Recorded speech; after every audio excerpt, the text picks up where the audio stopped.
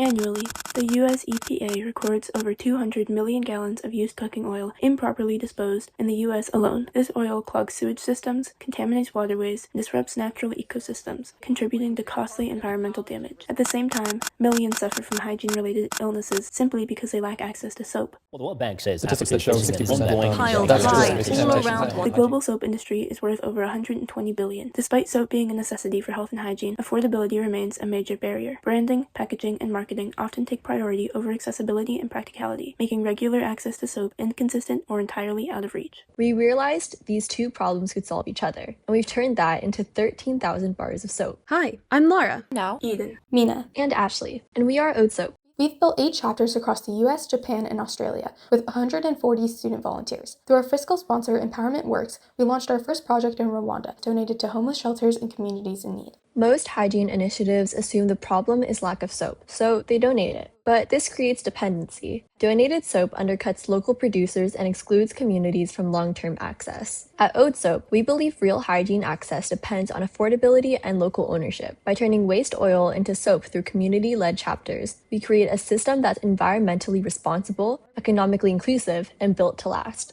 here's our strategy canvas. Commercial brands rate high on packaging, visual appeal, and production scale. Donation nonprofits rate high on short-term distribution. Both rate low on youth empowerment, environmental impact, and sustainable local economies. Ode Soap scores low on traditional factors. We don't compete on branding, but we score high on affordability, youth empowerment, environmental impact, and lasting charitable reach. Our 3 tiers of non-customers. Tier 1, eco-conscious consumers who care about sustainability but haven't discovered us. We reach them through social media and zero-waste partnerships. Tier 2, budget-conscious families who choose cheap soap due to price, not preference. Our affordability plus mission gives them reason to switch. Tier 3, institutional buyers. Schools, hospitals, and corporate ESG programs. A hotel chain with 500 properties could fund 20+ microgrants annually. We haven't targeted this yet, but it's a high-volume stable demand. We adapt regionally. US chapters donate 60%, sell 40%. In developing regions, we flip it to build sustainability first.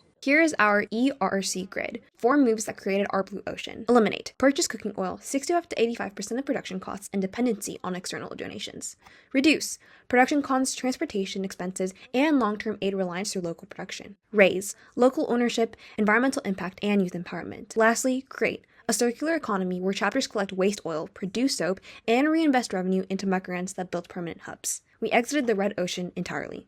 In the US, materials cost 40 cents per bar versus commercial soap at $1.50 retail. We sell at $4.50 to fund expansion. Each chapter generates $8,000 annually. In Rwanda, materials cost 125 francs, 9 cents in US dollars. We sell at 200 francs with 37% margin. After selling 625 bars, partners fund their next 1,000 bars, meaning they donate 375 and still break even. Our $2,000 microgrant produces 17,000 bars. First-year sales fund 10,000 more bars. By year 2, they're self-sustaining. Is it safe? Absolutely. We filter oil, boil to remove impurities, and pH test every batch. The saponification process eliminates bacteria. Bars are labeled as upcycled oil, and we add essential oils for fragrance, so it doesn't smell like French fries. Here's why this is defensible. Our student-led volunteer model creates structural cost advantages others can't replicate. Unilever needs purchased materials, paid labor, and centralized production. They'd compete within their own margins. Traditional NGOs are locked into grant cycles and top-down aid models. They can't pivot to community-owned production. Our model works because we're students. We access school networks, volunteer labor,